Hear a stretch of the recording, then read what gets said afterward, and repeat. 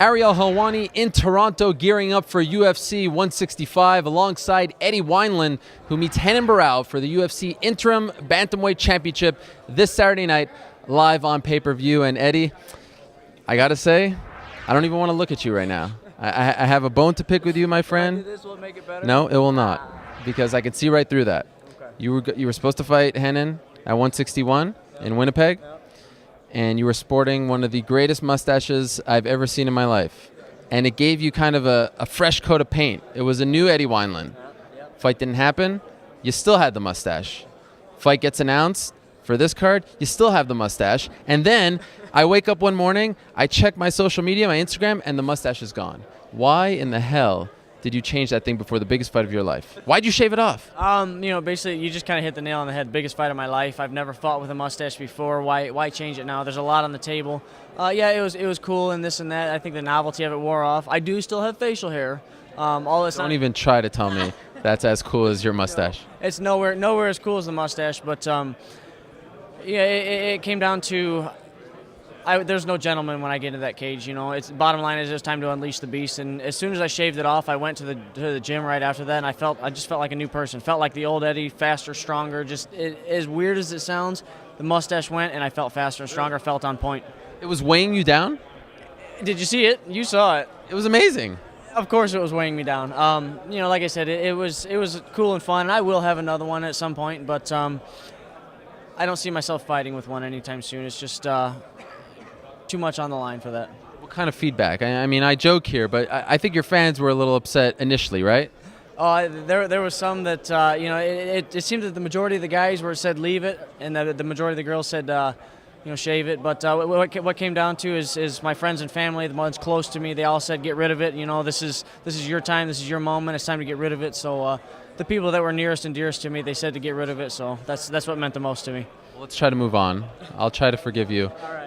I remember talking to you heading into 161 when you found out that you weren't fighting on that card for the belt. You were obviously bummed out, and who knows what was going to happen with Dominic and if you were going to get that shot. It happens in this sport. Guys get a title shot and then an injury happens and they don't get that shot in the end. How nervous were you after that you weren't going to get a chance to fight for the belt?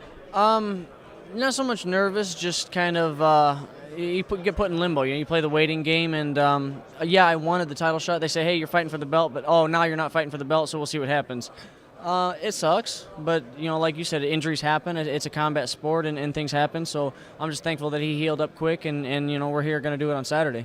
Are you the kind of guy who really studies your opponent, watches tape and things like that? And if so, how do you break down a guy like Renan Barão, try to find holes in his game when he has been virtually unbeatable for the last decade?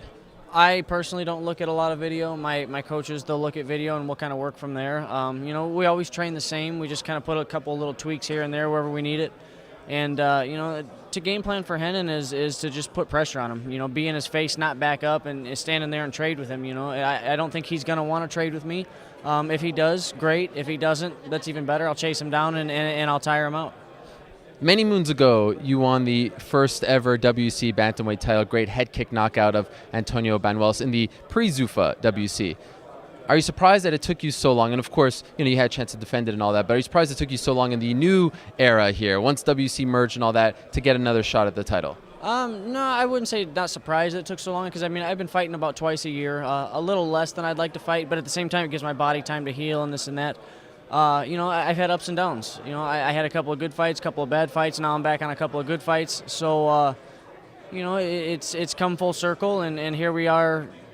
What are we, 6-7 years later, and it's all come full circle, and I'm getting my shot again. Does it bother you that this is an interim title fight? Since Dominic hasn't fought in 2 years, do you think that Renan should be the real champion right now?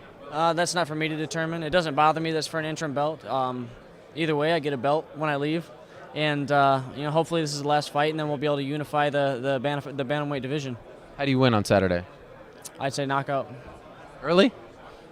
Early, 4th, 5th round, whatever it takes. I'm prepared to go 5 rounds, and my gas tank, I think, is better than his, so I've always got power.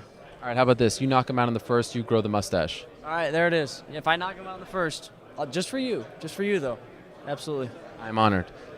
Good luck. Looking forward to it. Can't wait. This Saturday night, Eddie Wineland versus Renan Barão for the interim title. Good luck, Eddie. Thank you.